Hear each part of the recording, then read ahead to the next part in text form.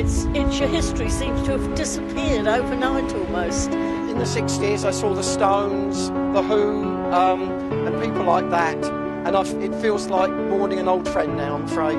We used to come down, just walk around and be able to look out to sea, all the people fishing down there, and it was a great place to have a pint at the end of the evening and watch the sunset. That was really quite special.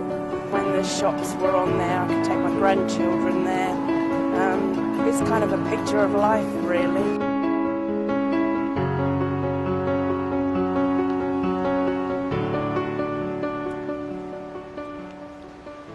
A feat of Victorian engineering, almost completely destroyed.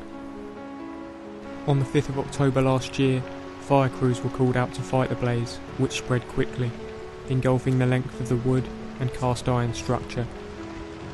Plumes of smoke could be seen for miles, and people living nearby watched on in horror as part of the Hastings heritage was lost forever. With daylight, the extent of the damage was clear. 2 19-year-old men were arrested for arson, but both were eventually released without charge. Many people now wonder whether or not it's too late to save the pier, but it's thanks to the hard work of groups like the Hastings Pier and White Rock Trust that hopes to rebuild the structure are still alive. The Trust are driving a campaign to restore the pier to its former glory. They believe that a bid to the National Lottery is vital for the pier's future. We've approached the Heritage Lottery Fund to apply for just over £8 million to help us to really stabilise the substructure. So by the end of that spend, what we're anticipating is that we will actually have a fully restored substructure, the deck actually replaced and the railings replaced.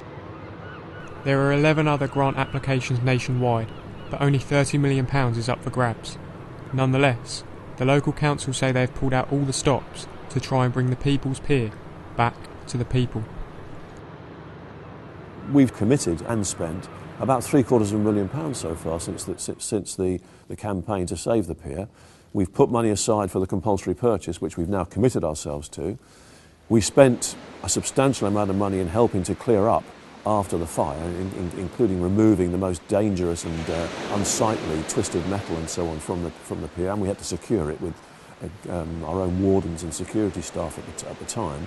And we've committed ourselves to £250,000 to assist in the match funding that will be required to gain the Heritage Lottery bid. So yeah, we're not just committed in words, we've put our money where our mouth is here. We are committed to the maintenance and the restoration of Hastings Pier, and I think Hastings people are behind us on that one.